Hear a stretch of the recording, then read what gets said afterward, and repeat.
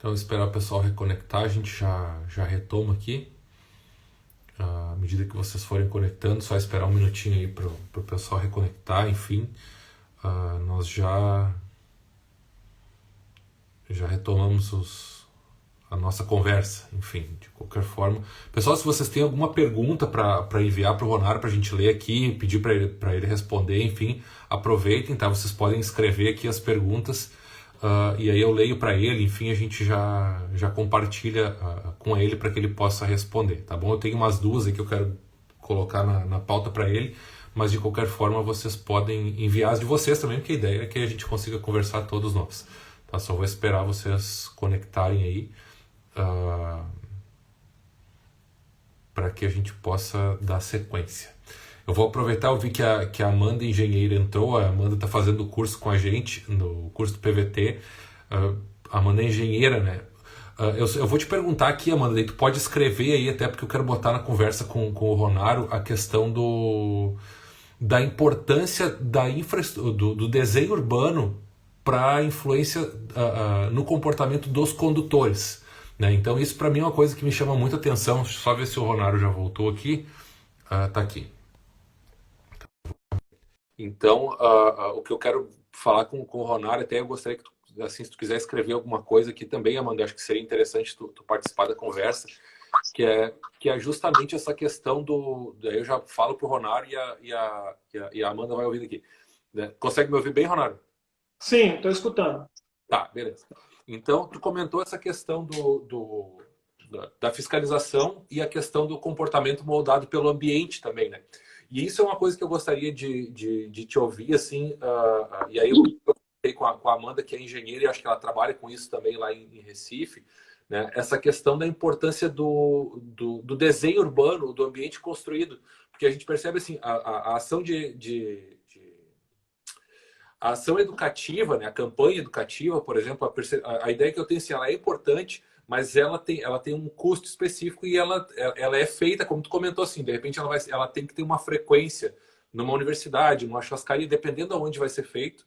Né? A fiscalização também depende da presença de um agente realizando a fiscalização, mas a infraestrutura ela é algo permanente. Né? O desenho da cidade, a morfologia da cidade, ela é algo permanente. Né? Então, uma vez que tu tem uma estrutura, essa estrutura ela pode ser educativa também. Né? Ela pode ser pensada para promover a segurança no trânsito. Às vezes a impressão que eu tenho, e aí é a pergunta que eu queria te fazer e que a Amanda comentasse também no texto aqui para a gente falar, é que a importância de a gente deixar de ver a infraestrutura somente como algo a ser corrigido quando dá problema, né, e passar a ver a infraestrutura, o projeto da infraestrutura, a infraestrutura na cidade, como uma ferramenta educativa, uma ferramenta que pode ajudar a estimular comportamentos mais seguros. Né? Tu acredita nesse sentido também? Aí eu pergunto para ti e para a Amanda, e se a Amanda quiser responder também no comentário. Uhum.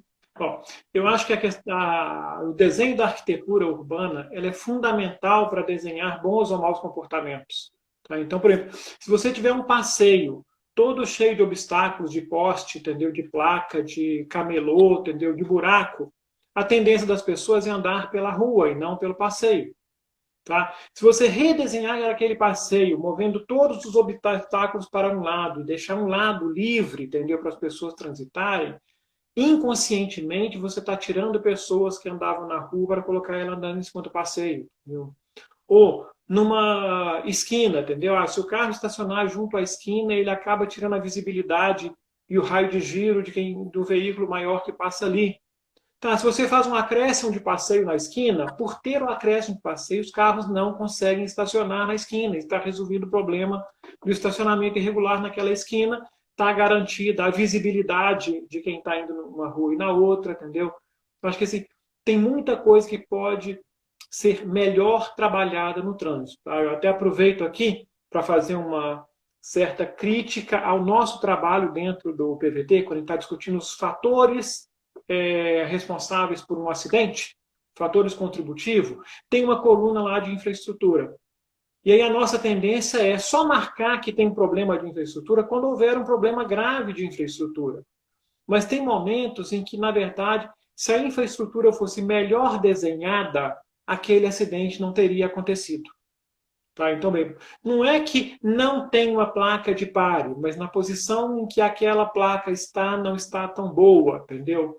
Então, a gente poderia melhorar a qualidade do ambiente e, assim, induzir melhor os comportamentos, tanto dos pedestres quanto dos motoristas na cidade. Eu acho que esse tema dá para mais de uma live, entendeu? Com alguém da área de arquitetura.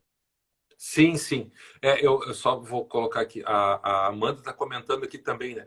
Além de educativa que pode ser compartilhada, sabemos que o pedestre tem prioridade, né? Ainda tem essa questão da priorização, né? Quem tem prioridade nesse sistema todo, né? E a Clarissa fala aqui se a live vai ser revista. Sim, Clarissa, a live, tanto a primeira parte como a segunda, ela vai ficar no IGTV aqui do perfil, tá? Então vocês podem assistir depois, ela fica gravada. E a Amanda comenta, né? Podemos usar mudanças de baixo custo, que já muda o comportamento de pedestres e condutores. Né? O exemplo do urbanismo tático, que está sendo Sim. utilizado no Brasil e em outros países. Nós falamos, acho que faz umas 2, 3 semanas, o secretário de Mobilidade Urbana de Florianópolis participou da live conosco aqui. Ele trouxe bastante experiência nesse sentido. Essa questão do urbanismo tático, se a Amanda quiser, tem mais familiaridade com isso, eu até convido a Amanda para fazer uma live com a gente falando sobre urbanismo tático. Aí tu pensa aí, Amanda, se tu topar, a gente combina. Tá? E a ideia de uma próxima live sobre comportamento, acho que com outros assuntos, acho que o próprio assunto de hoje ele permite desdobramentos para outros momentos, se não uma live, um webinar, de repente, que a gente possa estender um pouco melhor e aprofundar a discussão, acho que seria interessante. Bom, uma outra coisa que eu queria te perguntar, Ronaro, é a questão assim, o fator de influência no comportamento, a questão da percepção de risco. Né? Eu estava lendo um teórico esses dias sobre a questão comportamental, imagino que tu deva conhecer bem ele, o Daniel Kahneman, aquele que fala sobre economia comportamental e tal. Ele fala, uma coisa que me chamou a atenção, na verdade não sei se foi ele que falou, era alguma coisa que eu estava vendo sobre essa questão de vieses comportamentais e tal, e quem estava dando aula falou na questão da percepção de risco. Agora não tem como eu fazer aqui o gráfico que eles mostraram ali, mas ele falava, a proposição era a seguinte, que a pessoa ela tende a mudar o seu comportamento em alguma situação quando ela percebe o risco, do zero aquele assim, quando sai do zero, assim, vamos supor a pessoa pegando a velocidade, por exemplo, a pessoa está com o carro parado, ela arranca. Quando ela tá pegando os primeiros quilômetros de velocidade por hora, né, ali ela tem uma primeira sensação de risco. Né? Depois, aquela margem maior, onde a percepção de risco não altera tanto, para ela não faz diferença, às vezes, se ela está andando a 80. Vamos supor, o limite da via é 80. Mas para a pessoa, pela percepção de risco dela, não faz diferença se ela está a 80 ou a 120 ou a 140 se for um carro que é muito estável, por exemplo. Ela vai se preocupar, talvez, quando a percepção de risco dela aumentar demais, quando ela perceber que o carro pode perder o controle, alguma coisa. Então, acho que às vezes eu acho que se perde, talvez a gente não consegue medir para trabalhar isso, eu não sei como é que tu vê, de pegar essa questão para trabalhar também, a percepção de risco, né, do usuário da via. Né? Então, às vezes ele vai se preocupar, é isso que eu queria chegar assim, aí já te passo. A gente se preocupa, o usuário se preocupa quando é algo que ele percebe o extremo risco. Mas às vezes o extremo risco já é tarde demais. Né? Uhum. Pô, realmente. Ele muda de comportamento quando ele acha que pode fazer algo melhor para ele. Entendeu? Uhum. Se ele não perceber que aquilo é ruim para ele não vai mudar de comportamento. Isso vale em todas as situações. Então, mesmo, nessa questão da velocidade. Tá? Se a gente tem nossas rodovias têm um pavimento que é melhor, tem um traçado que é melhor, os carros atuais têm uma suspensão que é melhor, quem fecha o vidro do carro, liga o ar-condicionado e coloca uma música, ele vai a 80, a 100, a 120, a 140, a 160, a 180 e ele não caiu a fichinha de que ele está a 180 por hora, entendeu? E que ele não está enxergando mais as coisas. A percepção que ele tem da realidade é muito fraca. Acho que, na verdade, as nossas campanhas educativas, e também palestras e outras ações, podem ajudar a mostrar que, às vezes, um pequeno erro no trânsito gera um grande resultado. Tá? Então, não, mas eu tinha bebido só um pouquinho. Aquele só um pouquinho que eu bebi foi suficiente para poder entrar com o carro no muro e perder o meu carro que custa 40 mil reais. Tá? Ainda estou pegando leve, entendeu? Estou mostrando pouca coisa. Tá? Mas eu acho que a gente precisa de sempre fazer as pessoas perceberem o risco daquilo que ela está fazendo. Inclusive perceber o risco para o outro. Porque, por Isso. exemplo, se eu estou dirigindo dentro do meu carro, eu, com meu cinto de segurança, com airbag, com o carro que eu tenho, posso sentir que eu estou muito bem, entendeu? A 130 por hora. Mas se eu acertar um pedestre a 130 por hora, Tá. adeus pedestre. Não existe SAMU, não existe pronto-socorro, entendeu? Ah, não, mas então, não, vamos falar mais. Então, se eu estou a 80 por hora no meu carro, eu estou seguro. Tá. E se eu atropelar um pedestre a 80 por hora, o que, que vai acontecer com o pedestre? 99% de chance de morrer. Para o pedestre a 80 por hora, é 99% de chance de morrer. Quem está dirigindo não percebe isso. Falta a percepção do risco daquilo com o qual ele está lidando. Tá? Então, acho que a gente precisa sempre mostrar as possíveis consequências ruins dos comportamentos do nosso cotidiano. Uhum. Eu acho que entra nessa questão de demonstrar, né, para que a pessoa consiga perceber e compreender o risco realmente no qual ela está envolvida. Né? Então, e aí uma outra coisa que tu comentou. Desculpa aqui. Oi? Tá. Lembrei aqui um exemplo que me citaram, que construíram um equipamento, tá? Que era um trilho com uma poltrona de um automóvel. As pessoas se sentavam e ele era solto lá em cima e isso simulava um acidente a 40 por hora. 40 por hora, velocidade baixa, não tem problema nenhum. Aí a pessoa se assentava e na hora que ele soltava e que ele sentia o impacto, ele percebia que a 40 por hora ele não conseguia segurar o bebê que estava no braço, ele não dava tempo dele levar a mão para se proteger, entendeu? Ele percebia o risco que é um acidente simplesmente a 40 quilômetros por hora, porque ele viveu aquela experiência. Viver a experiência marca muito mais na nossa cabeça do que ouvir falar que aquilo aconteceu. Uhum. Exato, exato. E aí, eu estou esperando chegar perguntas aqui, tá? Se não chegarem perguntas, eu vou fazendo as perguntas para o Ronaldo, tá? Eu vou gastar o Ronaldo aqui com a gente. Tá? Então, eu vou esperar mais uma, mas também não vou tomar muito tempo para o Ronaldo não cansar da gente não querer voltar. Né? Então, eu vou fazer mais uma aqui, a gente já encaminha para o final. Mas eu acredito que uma coisa que me chama a atenção, Ronaldo, tu comentou aqui também assim, o desafio que é produzir material de comunicação, né? E às vezes, assim, dois termos que às vezes são confundidos. Campanhas educativas e comunicação de massa. A impressão que eu tenho, às vezes, o pessoal quando trabalha com educação, assim, claro, tem casos e casos, né? Mas o pessoal foca muito em trabalhar, às vezes, parece que com mais do mesmo. Reaproveita um material, pega alguma coisa que já existe, e às vezes é a limitação, porque é o melhor que dá para fazer, né? Mas acho que de tudo que tu falou aqui fica bem evidente que trabalhar com comunicação de massa para alcançar a população tem que ter um trabalho mais qualificado em cima que consiga fazer esse mapeamento dos comportamentos a serem focados para serem, pelo menos para se gerar esse incentivo, né, de mudança. Né? Acho que essa qualificação é importante, né? E aí eu acho que entra o teu trabalho, de outras pessoas que trabalham com essa questão do comportamento para ajudar quem faz a campanha. A gente foca às vezes no designer, no pessoal mais técnico nessa área, e às vezes acaba esquecendo de fazer essa análise do comportamento. Né? Não sei como é que tu vê isso. Ó, essa é uma questão bem complexa realmente, porque a maioria das assessorias de comunicação trabalha muito bem a comunicação. Comunicação não é educação. Comunicação e educação são duas coisas que andam lado a lado, que podem se encontrar e atuar junto. Tá? Mas normalmente o pessoal da comunicação está mais interessado em construir uma imagem ou vender um produto. E o povo da educação quer moldar um comportamento, moldar uma atitude. É diferente de vender o produto ou de vender a imagem. Tá? Uhum. A ala da comunicação que mais se aproxima do trabalho da educação, tá? Nós tivemos uma experiência boa disso aqui em Belo Horizonte há 10 anos atrás, é o pessoal que trabalha com marketing político, que faz campanha política. Uhum.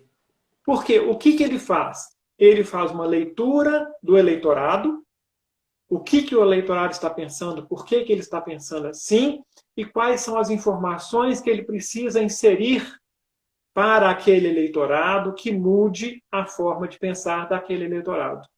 Uhum. Então, enquanto a estratégia de atuação é o mais parecido com a área da educação. A gente precisa de fazer pesquisas antes de fazer campanha educativa, tá? Eu não conheço nenhum engenheiro que construa um viaduto sem contratar um serviço de topografia primeiro. E eu gostaria que os educadores não fizessem uma campanha educativa sem fazer uma pesquisa primeiro para conhecer o público com o qual ele vai trabalhar. Você tem que gastar o dinheiro para fazer a pesquisa, para conhecer o seu público, e aí você vai saber quais são as informações que têm que ser colocadas, quais são os canais que eles estão mais abertos a receber informação por aquele canal. Aí sim, você faz um planejamento estratégico para uma campanha que seja eficaz para uma parcela do público com o qual você irá trabalhar prioritariamente. A campanha não vale para todo mundo. Ela vai valer para as pessoas que pensam daquela forma que você escolheu que seja trabalhado. Uhum. Tá. O Anderson tem uma pergunta que eu tinha passado aqui, ó. Ronaldo, você acha que se houvesse algum tipo de prêmio para motoristas que não se envolvem em acidentes e que não infringem as regras, seria interessante e estimularia comportamentos mais seguros? Sim, isso é interessante, isso inclusive é uma prática que já é adotada dentro de empresas. Tá? Tem empresas de caminhoneiros, empresas de motoristas de ônibus, que ele já tem uma regra interna assim, ó, ao final do semestre, quem não tiver tido nenhuma multa, quem tiver tido no máximo 3 reclamações, etc., assim, ganha um prêmio de R$ 500, entendeu? Tá? Então, assim, isso funciona muito bem para aquelas pessoas que cometem poucas infrações, poucas transgressões, entendeu? Porque ele vai se sentir estimulado em controlar o seu comportamento para ter direito àquele prêmio. Tá? Mas ele tem que ter a segurança de que ele vai receber aquele prêmio, que vale a pena ele abrir mão do sinal que ele ia avançar hoje, porque no final do mês ele vai ganhar uma determinada coisa. Tá? Se esse sistema de premiação for tão falho como é o nosso sistema de fiscalização, ele não vai dar certo, porque as pessoas não irão acreditar que irão ganhar aquilo ao final do ano. Ou eu transfiro todas as minhas multas para a carteira de habitação da minha mãe e eu fico sem multas e aí eu ganho o prêmio que eu não merecia ter ganhado, entendeu? Tá? Mas que eu consegui burlar o sistema. Tá? Então, acredito que isso é eficaz quando se trabalha com um grupo menor de pessoas. Por exemplo, com os empregados de uma determinada empresa. Aí é mais, esse tipo de estratégia dá mais resultado do que para um trabalho para a população de Minas Gerais, entendeu? Tá? Aproveitando a deixa, eu falo, eu já vi 2 Detrans que deram desconto no IPVA para quem não tinha infração de trânsito, tá? E conheço seguradora que dá desconto no valor do seguro no final do ano para quem não tiver multa no seu nome. Uhum. Isso, o Detran do Rio Grande do Sul aqui tem esse desconto, pelo menos é um estímulo que as pessoas têm para não se envolver em infração alguma, para conseguir pegar o desconto do IPVA depois. Realmente funciona. E aí eu acho que tem justamente essa questão, né? A pessoa precisa ter a certeza também que ela vai receber aquilo que ela está se propondo a fazer. Né? Eu acredito que daí E tem uma ser ferramenta. lembrado que ela vai receber. Isso, isso. Então, acho que tem essa.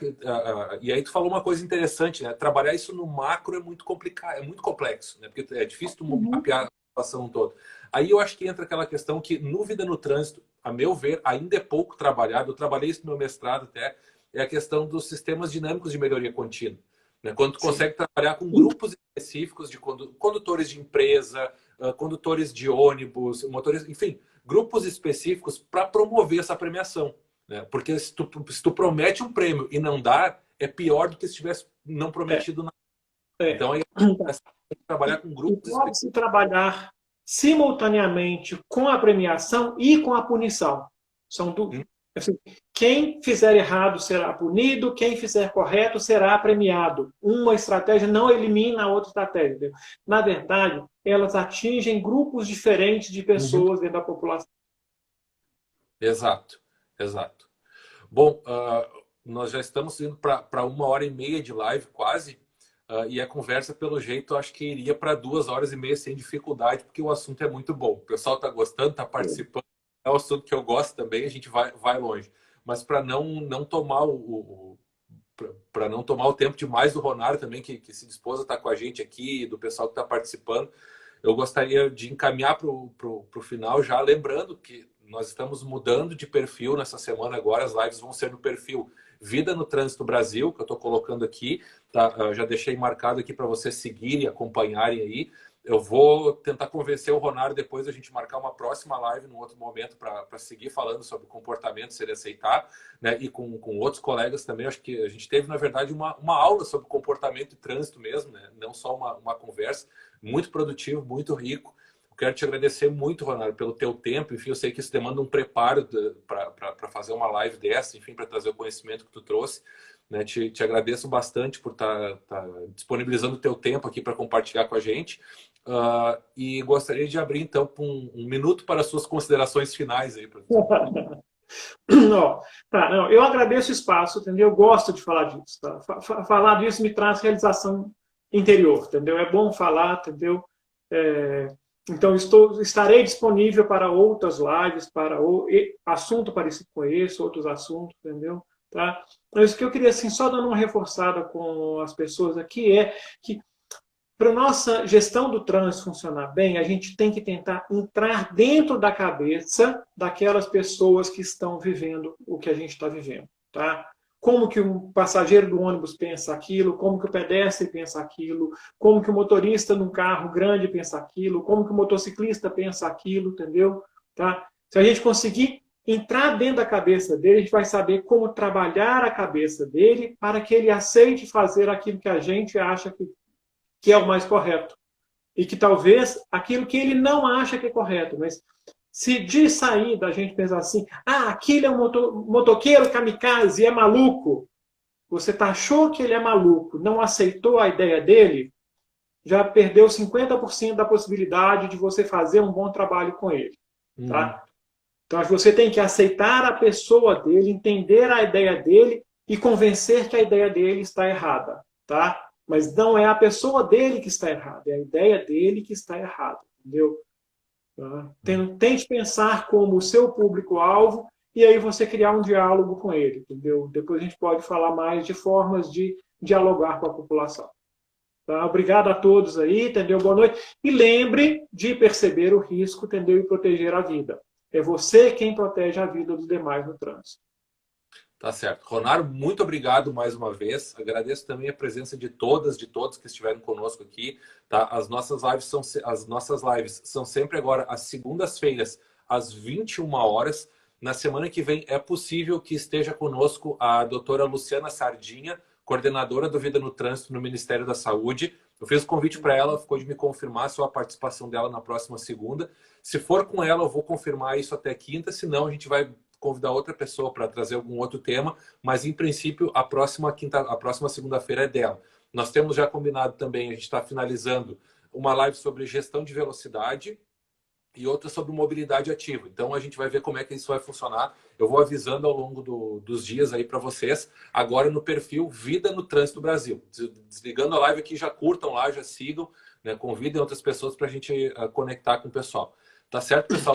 Aí o Ronário já deixou o e-mail dele, quem quiser contato também pode contatá-lo aqui no ronarioferreira@gmail.com. E quem não visitou o site ainda, vidanotransitobrasil.com.br, eu sugiro que dê um pulinho lá para ver os materiais que a gente tem, que a gente disponibiliza lá também. Tá ok? A live, as duas etapas da live ficam gravadas no IGTV para que vocês possam assistir novamente. Elas vão ficar disponíveis ali. E aí a gente vai fazendo essa migração. Qualquer dúvida, perguntas que vocês tenham, podem mandar aqui também para a gente esclarecer para vocês, algum conteúdo que vocês queiram. Daqui a pouco o material que o Ronário utilizou, ele acho que por e-mail ele passa para vocês também aí. E a gente vai combinando e vai na sequência, tá bom? Depois eu vou confirmar também com a Amanda essa live sobre urbanismo tático. Enfim, a gente vai ajeitando tudo isso e vamos nos falando. Se alguém tem sugestão de live ou gostaria de trazer algum assunto, também manda para nós nas mensagens aqui, pode nos mandar que a gente vai vendo e a gente combina aí para que todos tenham uma oportunidade para participar também e contribuir no processo. Tá certo? Um abraço a todos, Leonardo, mais uma vez obrigado.